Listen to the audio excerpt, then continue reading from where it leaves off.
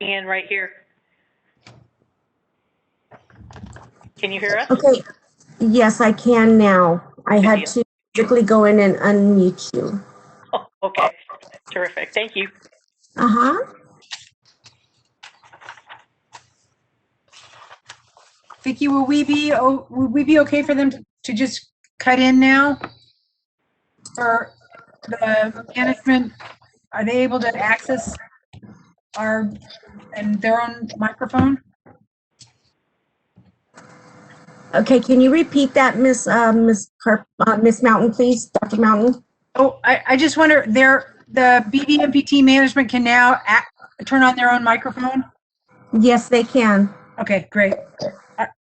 So, Ms. Yamaguchi, would you like us to start now, or do you want to wait for other people who may be still coming from the board? Madam Chair, am I coming through now? Yes, loud and clear. Perfect. The only board member we have not on yet is Ms. Norton. I would really recommend we go ahead and start, and Okay. Ms. Saavedra will put her on as soon as she can. Excellent, thank you. So I would like to call this meeting to order, and we need to do a roll call. So when I say your name, if you could respond, that would be awesome. Mr. Deerking. Here. Ms. Carpenter. Here. Mr. Maxey. Here. Thank you. And Ms. Norton has not signed in yet, so we'll come back to her. Ms. Rubalcava. She's absent, She's absent. Madam Chair. Thank you. Ms. Turner. Here. Ms. Rooks. Here.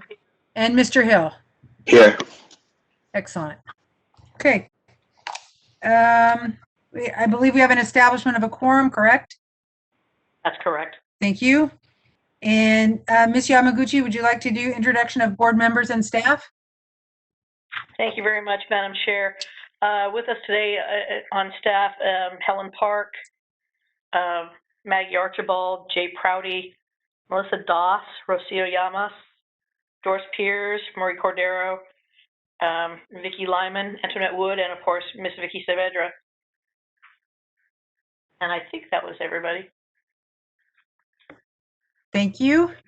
I just want to take a minute to thank everybody for taking this time for our special board meeting and for your attendance and your being prepared to discuss the matters at hand. So I think we should move forward. Are there any other remarks from the board? Okay, I see no hands raised.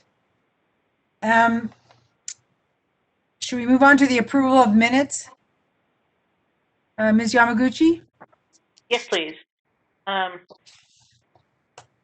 Wanted to actually just to preface the business of the day, we needed to move on a couple of items. These minutes, the rulemaking calendar, and our work with the petitioner hearings in advance of the February board meeting to make some deep deadlines. So first off, of course, is the minutes from the November meeting. We need to approve these as part of a rulemaking package that needs to be filed. So obviously the documents of the minutes were sent to you along with the timestamps and the links to the recorded minutes for you, Madam Chair. And I just want to say thank you for the way the timestamps are. It's really easy to use them, and you can access where these different things are if you want to watch little snippets. So we will take a roll call on approval. We need Mr. Swenson, do I need a motion? You need a motion and a second, please. Thank you. Madam President, John Deerking here. John Deerking once again. Madam President, if there are no errors or omissions, I would move to approve the minutes from the November 2020 board meeting. Madam Chair, I second that. This is Kenneth Maxey. Thank you so much to both of you. It's been moved and seconded. Chair, yes. We'll need public comment as well. Thank you. Absolutely. Can we open the floor to any public comment?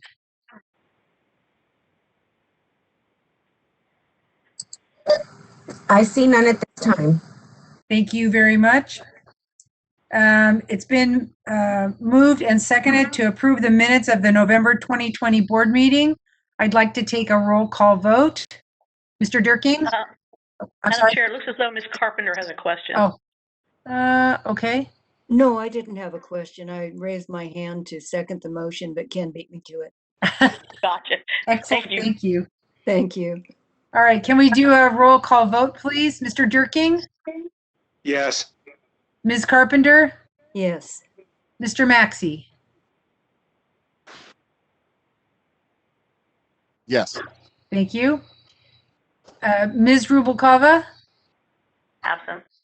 Oh, that's right. Ms. Turner? Yes. Ms. Rooks? Yes. Mr. Hill? Yes. All right. So it's unanimous. And are we ready to move on to approval of 2021 rulemaking calendar? I'll turn this over to Ms. Yamaguchi. Thank you very much, Madam Chair. First off, I want to sort of apologize. The board members will have seen the draft that was sent out last week, and as is the nature of these things, we through both staff and council have been making further refinements, mostly in a very technical, clarifying way. So consequently, we had a different draft, and we're not able, because literally these amendments were happening as late as like 1:15. But I did want to be able to walk through the proposed changes and then ask the board for any questions or comments or concerns, and possibly defer to council for any other explanations. But just to walk through, we have mostly these changes have to do with correcting the dates by which the agency has adopted them, and that they're projected to be submitted to the OAL. So in the one for vocational nurses and psychiatric technicians, those dates were changed from July 1 to February 12 from spring 2021. I'm sorry, what? Okay. From spring 2021 to April 30th, 2021, and that would be for the VN regs with regard to implementing AB 2138. The second would be changing the package about implementing 2138 for the text, and that would be changing the date from July 1, 2020 to December 3, 2020, from spring 2021 to March 5, 2021. The next changes would be for the program pass rate standards. It was listed as the general requirements for school pass rates in last year's calendar. So projected notice publication date is changed from summer 2021 to June 4, 2021. Projected public hearing date, none unless requested. Projected adoption from winter 2022 to August 27, 2021. And projected to OAL for review instead of fall 2021, November 30, 2021. The next section would have been for also the program pass rate standards, projected notice date from summer 2021 to June 4, 2021. The projected hearing date from none to change to none unless requested. Projected adoption date from winter 2022 to August 27th, 2021, and from projected OA to OAL for review from fall 2021 to December 3, 2021. And finally, for the fee schedule, we would just move to strike the last section, which says report on the status of unaccomplished rulemaking described on the calendar.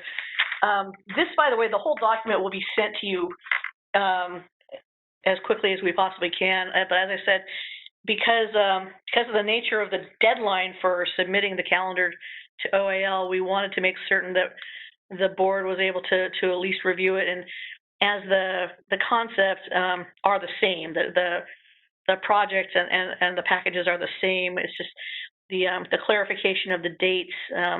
So on recommendation of council, we've updated those, and staff has made a few other technical, like formatting and typographical changes. But beyond that, as I said, the calendar that was sent to you initially is still the correct one. And the moderator is telling me that she emailed this directly to you about 20 minutes ago. So actually, if you want to actually look at the change date. But at this point in time, what I would recommend is that the board approve this calendar as amended, and with the also with the condition that the staff be approved to make any further technical, non-substantive, and clarifying changes between now and the time we submit. Madam Chair. Thank you, Ms. Yamaguchi. And actually, let me say if council has any further comments or clarifications. Thank you. This is Sheila Tatayan, and I apologize for these up-to-the-minute changes. And as Ms. Yamaguchi explained, they are very, very technical. To give you just a bit of context, the Office of Administrative Law changed their template forms a couple of years ago. They used to have very clear tables, and now they've gone to this text template form. And so it's not as clear as it was in the past. So we were revising the dates because the projected adoption by the agency is the date that this board would approve the final regulatory language, and then the projected date to OAL is when the board submits to the Office of Administrative Law for approval. So we really wanted to get those technically correct as far as the dates. So that's why the change is up until the beginning of this meeting. Thank you for that explanation. Appreciate it. Are there any other comments by the board? Are there any public comments?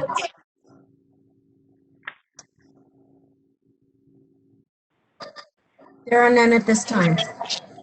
Thank you. Mr. Swenson, I assume that we need a proposal and then a second. Madam Chair, you'll need a motion. Yeah. Okay. Yes, Madam Chair, the recommended form of motion would be as follows. Move to approve the rulemaking calendar as amended and to permit staff to make technical non-substantive changes.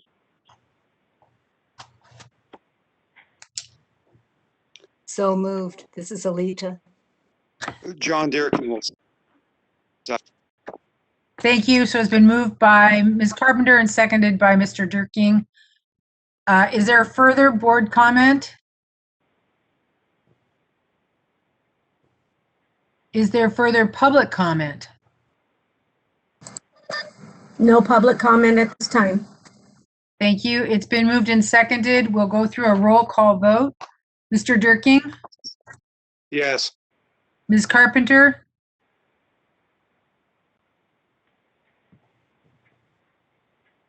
Yes. Mr. Maxey? Yes. Ms. Turner? Yes. Ms. Rooks? Yes. And Mr. Hill? Yes. And I'm a yes. All right. Wonderful. Thank you so much. And I believe we are ready to move on to the discussion and possible action of petitioner reinstatement hearing schedule. I will definitely turn this over to Ms. Yamaguchi. And in turn, I will defer to Ms. Wood. Thank you very much, Madam Chair. Thank you. My name is Antoinette Wood. I am the Enforcement Division Chief, and today I would like to discuss petitioner hearings. But before I start that discussion, I did want to thank some of the board members for their incredible work on this. I especially would like to call out Ms. Turner for her comments about licensing issues being responded to in a timely manner. As you aptly stated, the legislature has made it clear with AB 2138 that they want those who can be licensed to not only be licensed, but to make that decision with all due haste so that people can begin to move on with their lives. So I just wanted to say that first, and then I'll go ahead and take it over to the PowerPoint. So if we could have the PowerPoint up, please. I'll start with the first page. So the board, so currently the board hears petitions for reinstatement, early termination of probation, which is ETP, modification of probation, which is also called MOP, during regular quarterly meetings. The board devotes 1 day of each board meeting, which is 4 days per year, and hears 8 petitions per day. During the pandemic of 2020, the board voted to limit the number of petition hearings to 5 per meeting, limiting the number of petitions to 20 a year that the board can hear. The pandemic continues to affect the board's ability to conduct petition hearings into 2021 and potentially longer. So I'd like to summarize the issues that we're presenting today. On your PowerPoint, I need to make a few corrections. As this is an ongoing issue, we continue to receive petitioner hearings, so I will update the numbers. There are currently 58 pending petitions filed and set for hearing. They consist of 51 reinstatements, 4 ETPs, and 3 MOPs. Hearing dates are currently filled through May of 2023. New petitioners must wait until November of 2023 to be heard. The number of pending petitions continues to increase because the number of new petitions exceed the number of petitions heard by the board each year. So if we were to go by the numbers, we have 51 reinstatements, 4 ETPs, and 3 MOPs waiting right now. There are possible additional petitions for 2021. If we stay the same, we will have an additional 50 reinstatement petitions, an additional 3 MOPs to be heard. That said, we have the potential for 33 ETPs. There's 33 people eligible for an early termination of probation within the next year. While it's hard to predict who will or will not ask for an early termination of probation, I just wanted to let you know, we do have 33 eligible. That puts our possible petitions in 2021 past 80, with our current pending petitions at 58, and a total hearing of 8 per day or 5 during the pandemic. We have a significant backlog that it doesn't look like we're going to be able to overcome at this point with the current meeting schedule and petitioner hearings coming in. With our pending petitioners' predictions, for the next 2 years, we will continue to see a rise in backlogs on petitioner hearings that may or may not exceed a significant amount of time.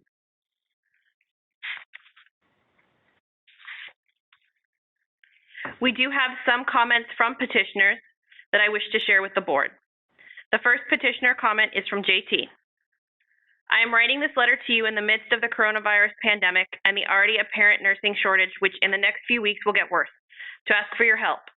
I would like to be able to help with this pandemic and be on the front line. I recently sent in for reinstatement, but the process will take over a year just to get in front of the board, and then another 60 to 120 days to get a decision. I was originally scheduled for February 2021, but was pushed back to November 2021 because of the pandemic. Based on the crisis California is facing, which in time will get worse, I am requesting your help in expediting this request. I am not asking for financial help or to be rescued by the government. I am requesting for your help to get me back out there in the field to help our community. We have had a huge nursing shortage since I can remember. It is bound to get worse. Please let me help and get back to the front line of this. If you need references, I have plenty of people willing to vouch for my character, ranging from hospital nurses to hospital administrators to hospital CEOs. Healthcare is my passion. I know you have a lot to worry about at this time. My only request is that you let me help. A lot of people are running and hiding from this, and as a seasoned healthcare professional, I'm asking you to let me run towards it and against it. We have another petitioner comment from DR. I wanted to request with you if there's any way I can still hold on to the November date. Please, I really need to get back into my field. I've worked so hard for this, including prolonging my packet to ensure I've completed all my prerequisites for the RN program to show the court I've made an effort in continuing in this field. moving forward my education and all rehabilitation steps. Please do let me know if there's anything you can do. Have a great Friday, and thank you again for all of your help. Other petitioner comments. I have been waiting for a long time, Ms. Parks, and I'm an essential worker during this pandemic crisis. KM, thank you very much. My living situation has been compromised at the moment, so please notify me of any changes via email. I really appreciate you taking out time to work on my case. And from DT, any news on the possibility of increasing hearings to help expedite the case? That's it for the petitioner comments we have received. Are there any questions from the board that I can answer?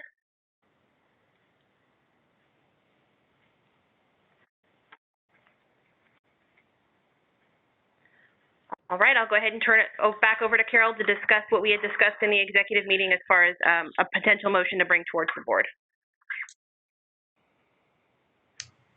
I do wonder if there's other comments from the board members.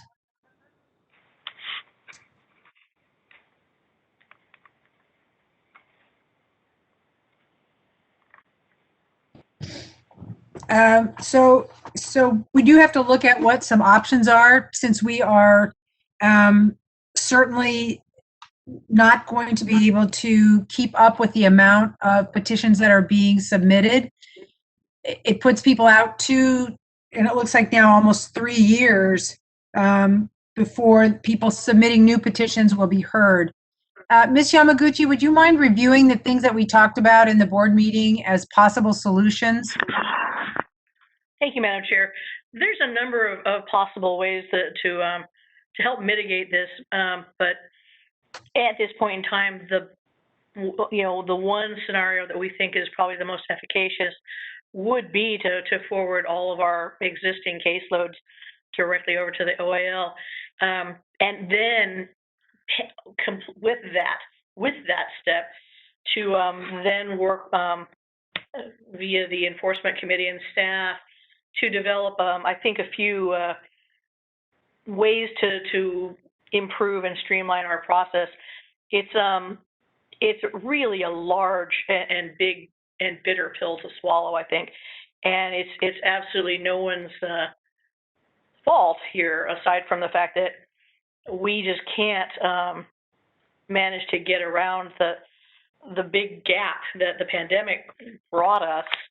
But even if that were not the case, we would be looking at the need to convene more specific hearing dates. I know that BRN meets like monthly, and that. But again, that would help mitigate the existing load. And it's actually something I think that the board's going to want to discuss as a future action to help us manage the caseload overall. I think there's a few other ways that we can manage to make the process a little bit swifter. For example, we could provide case documents to the board, and the board could indicate specifically the cases that they needed to discuss via closed session, and the rest could be forwarded. There's a number of mechanisms, but I think the most immediate step that staff would absolutely recommend at this time would be to forward the entire load at this point to OAL, so that we can at least start with a semi-clean slate, as Ms. Wood had indicated. We continue to get new reports, and we suspect, our best hunch is that once the pandemic starts to abate, we're going to start seeing a very, very swift uptick in case reporting from folks who would just not bother to do paperwork during the pandemic, from local law enforcement and courts whose paperwork had been backlogged, from residential care facilities that basically hadn't found problems until they were able to take a breath from the immediate pandemic. So we're concerned, we're very, very concerned that absent this first very dramatic step, there's no way that we can get out from under this in any time soon, if at all. We're afraid that, and not to play this card again, but do recall, though, that we'll be in front of the legislature for sunset probably in March. And as the board members will recall, this has been one of the issues that is specifically looked at and queried by the legislature, our ability to make sure that the licensees have due process. And it is absolutely essential that we make certain that the people who should be back in the field are back in the field. But again, those people who should not be back in the field are not, and that this board and the staff are able to make sure that that differentiation happens. Madam Chair? Thank you, Ms. Yamaguchi. Once again, I want to open up for comments from the board, concerns or questions. Ms. Carpenter? Yes, wouldn't we be in a position to incur substantial costs by sending the cases to OAL? If I may, no, actually, we would not be incurring an additional cost at all. Remember, we do still have to, we would incur a cost with the DAGs and the OAL, whether it's through the hearing process that you're used to or this new one. In fact, there's probably areas where we're going to see some savings just based on the fact that rather than booking an entire day, the courts could put cases in where there are little intervals and gaps, so that we could probably move things faster and actually possibly make some savings. Thank you. Certainly. Ms. Turner? Yes, this is Cheryl Turner. Ms. Yamaguchi, I thought we were supposed to receive a report back regarding a comparison of the cost of sending some of these enforcement cases out versus the cost of the members reviewing these cases. Ms. Turner, I apologize because I think what we had talked about, and perhaps I misconstrued something here, but there's really not a way to create an accurate comparison because everything is so different. You know, the cases that you see that you think are going to take 15 minutes take an hour and a half, and vice versa. It's really difficult to be able to cost that out by case. And the Attorney General's office would be combining all the hearing costs into one thing, and it's probably kind of spread out over a different, what's the word I'm looking for, billing cycle. So I recognize that I think what you're referring to is we did discuss this back in that must have been May of last year, when we wanted to discuss the actual cost effectiveness of continuing our traditional hearing pattern as opposed to forwarding it. But again, and so I apologize that we weren't really able to make that comparison because it's hard to like I said, there's too many inconsistencies. Yes, so I believe it was at the last board meeting we spoke about comparing the hourly rate of the Attorney General's office versus our hourly rate. And so I believe that you had agreed to provide us a report at the next board meeting. When you talk about our hourly rate, are you referring to the board members per diem? Yes. Yes, I see. And I remember I estimated that to be about $11 an hour. $12.50 actually. Okay. Yeah. Well, you know, actually that again, that's I'm. Since you're concerned about cost and you were concerned about the Attorney General's office had increased their hourly billing rate, and that had affected or impacted our, financials. That's of course correct, and that's going to happen anyways. But I think to your initial point here, there is not an increased cost with the forwarding the cases to OAH, and there would actually just not be any change whatsoever in the board member cost. So this is Antoinette. I think I know where you're going with this, Ms. Turner. So the DAG and those costs, those are static. Whether they hear the case with the board or they hear the case without the board, those costs really, they don't change because there's still the same amount of prep work. There's still the same potentially with the presentation with the judge. The only difference is the board members wouldn't be there asking questions, so there might actually be a shorter amount of time, but the cost would remain the same. And actually on the back end, you know, because we would of course make certain that the board ratified all the cases, you know, there's still there would still be a significant time commitment for the board members, and as well as the ultimate really yay or nay say to whether or not to accept that ruling. Much like the other cases, you would still have the opportunity to vote. And if you, let's say the board did not agree with what the ALJ had determined, we would still take it to closed session at the next board meeting. Okay. And would we be delegating some of our duties? Sounds like we're delegating our duties if we have to go back and ratify. Hello. No, this is Ken Swenson. I'd like to address that question. Mm-hmm. The statute authorizing the board to hear petitions for reinstatements or modifications of probation specifically authorize the board either to hear it at a board meeting or to refer it to the Office of Administrative Hearings or a hearing before an administrative law judge.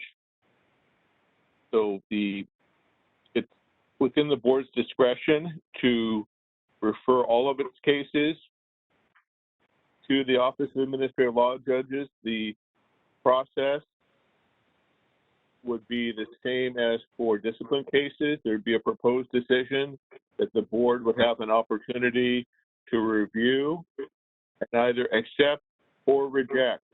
If it was rejected, it would go to closed session for deliberation.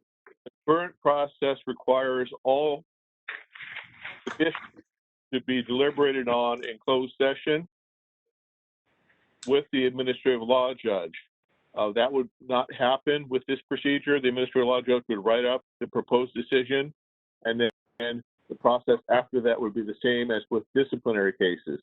So there would be a cost savings in the amount of time spent with the administrative law judge. As you recall, the administrative law judge attends the closed session deliberations, so that it's actually a slight savings there. The legislature has already spoken on the fairness of this process. It's specifically authorized the board to do its petition hearings in this way, and presumptively the legislature has already determined that it protects the due process rights of the petitioner sufficiently. Okay, one last question. Let's see. Is there any way to just add a few more cases to our schedule in order to catch up? Or, I mean, have we looked at how many cases that we would need to add in order to, be on schedule? Actually, as to that, Antoinette? Hi, this is Antoinette. So based on our predictions, we would have to add 17 days worth of hearings in order to clear this up by September. And that's not guaranteed. We could need more hearings between now and then if more petitioners come in. That's just based on our lower end projections. But we need 17 days to clear, because right now, as it stands, we need over 10 because we're only hearing 5 a day. So we need basically 12 hearings to add to our schedule to just clear right now's backlog. And on the low end, I guesstimated about 17. We could need far more than that because we only hear 5 a day. Okay, thank you. Madam Chair, this is Ken Swenson once again. I also wanted to make a comment with regard to the other possible procedure. That would obviously take study by the appropriate committee, and anything other than what's specifically authorized in the statute would require the development of regulations. It would have to go through a rulemaking process. So that isn't a realistic way to cure the backlog, because the rulemaking process itself would take a considerable amount of time.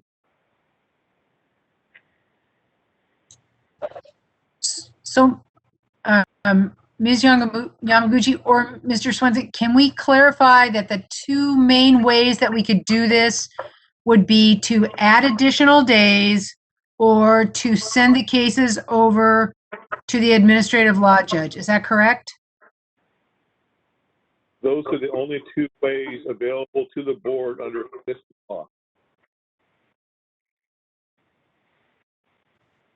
So we really need to have some resolve on this. Mr. Swenson, the best way to do this would be with continued discussion, or should we call for someone to make a motion?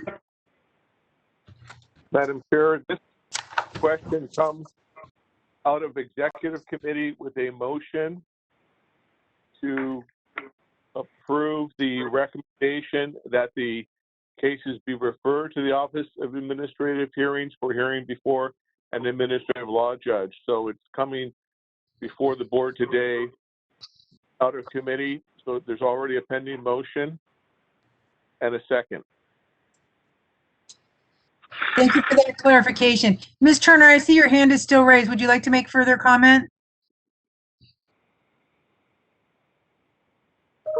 No, it seems like we keep addressing this issue, and the only thing is I'm just concerned that eventually, you know, we will have transferred all of our duties away, and that's a continuing concern of mine. That's all.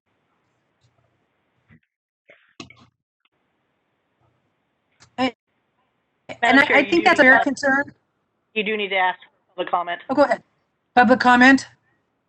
Absolutely. Let's open it up for public comment. I was just going to make one last comment to Ms. Turner and say I think that's a fair concern, but I also think that we are in the midst of a pandemic, which people recognize as very unusual, and our experience of reviewing these cases has certainly changed just since I've been on the board as a result of the pandemic. So I appreciate your comments. Ms. Carpenter, I see you have a comment.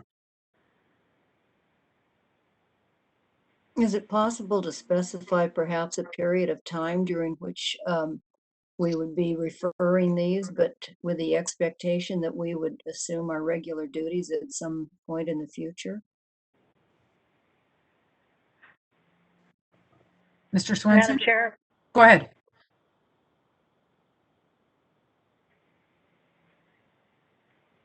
Madam Chair, if I may, this is Elaine.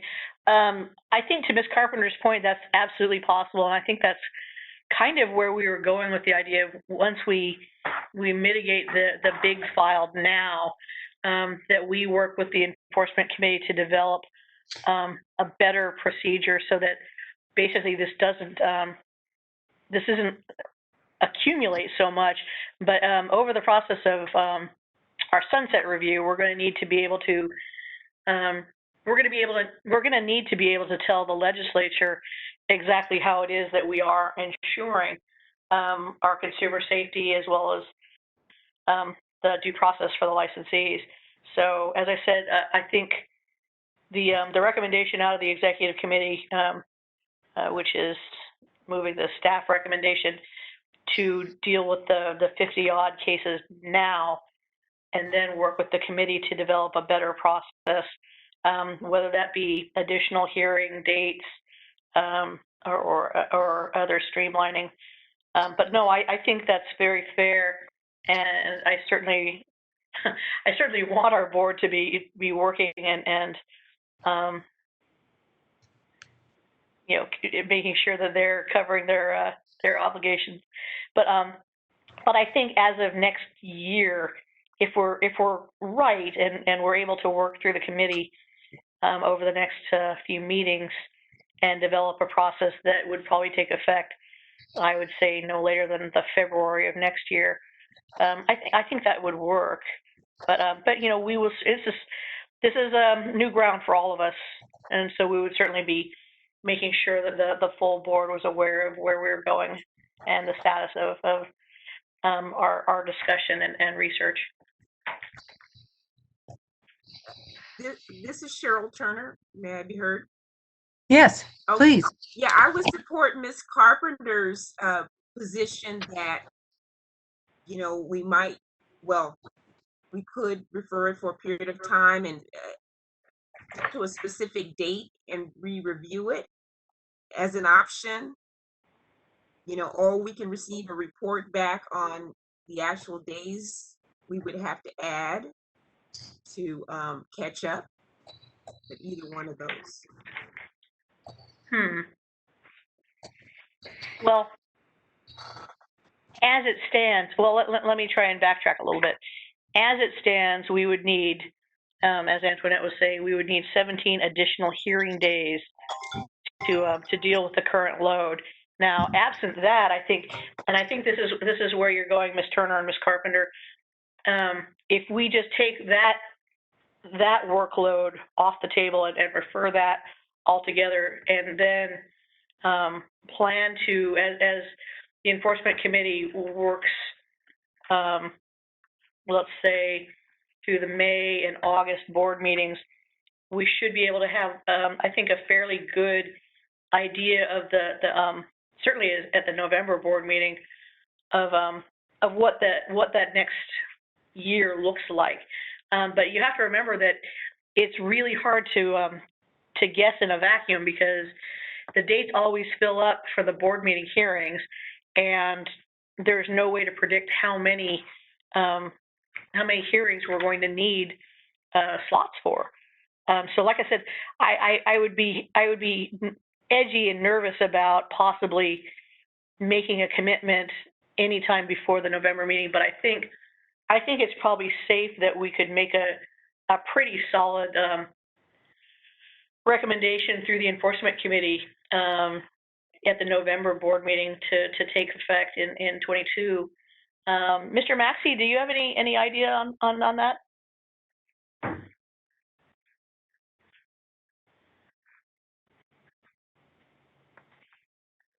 No, I don't. I don't know. No. Okay, thank you. Sorry to put you on the spot there. That's okay. But yeah, I think that the most appropriate thing, because it's essential that the board members guide this process. So the most appropriate way to do this would be through the enforcement committee and, as needed, the executive committee. Madam Chair, this is Ken Swenson again. I believe the amendment of the existing motion would not be the most appropriate way to proceed in order to address the concerns that have been raised. The board could simply put this question on for further review at a later board meeting. And when I say the question, I mean the question of when to, if ever, recall the referral to the Office of Administrative Hearings. So if the board acts today to refer it, it can also take the opposite step and recall it at some point in the future. That point in the future is going to be hard to determine because it's a fluid or dynamic process involving two related rates, the rate at which the cases are disposed of and the rate at which new cases come in. And I think it will take some experience to see how quickly the referral will bring down the backlog.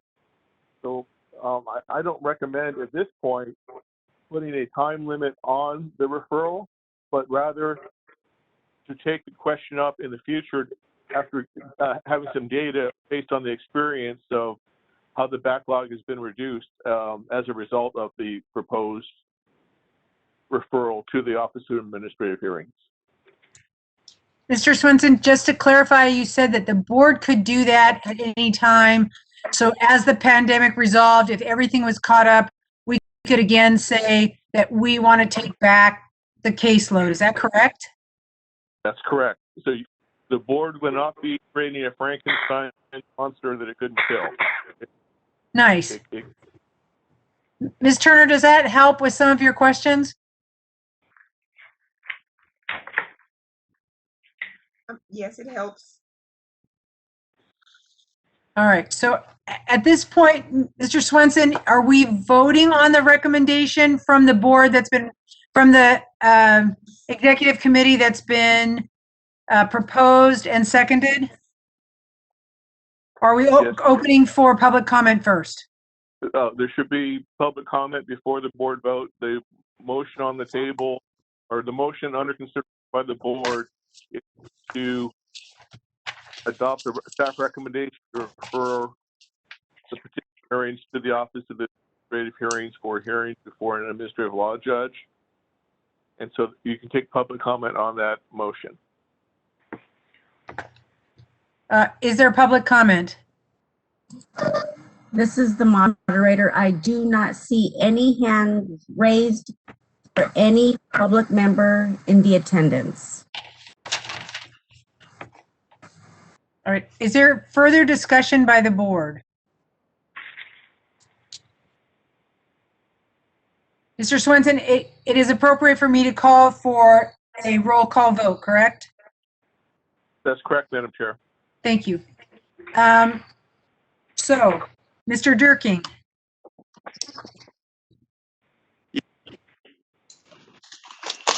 Is that yes?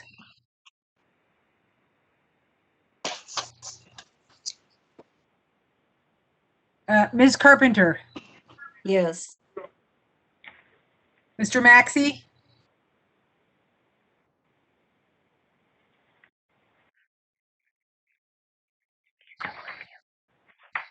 Yes. Thank you.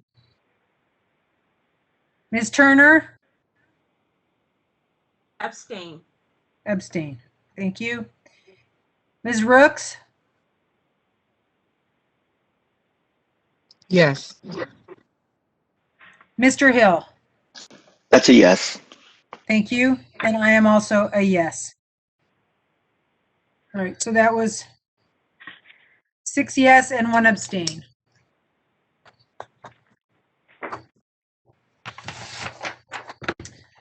All right, are we ready to move on to public comment on items not on the agenda?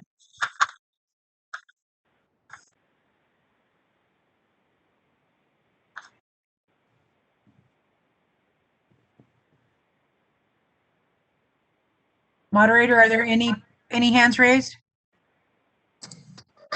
I do not see any at this time. Thank you so much. How about suggestions for future agenda items? Comments? Ms. Carpenter?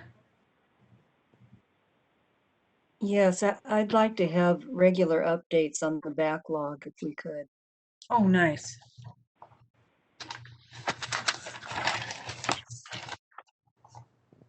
And Ms. Turner? Yes, I just wanted to make one comment. I wanted to acknowledge Ms. Park's comment about AB 2138. Yes, I think it is a very important step to helping to solve the lack of nursing staff and giving a person a second chance after they've already demonstrated that they are rehabilitated is very important. So thank you for that. Thank you, that was nice. Are there any other suggestions for future agenda items? Ms. Carpenter, your hand is still raised. Do you have further items? Apologies. And Ms. Turner, now your hand is raised. Okay.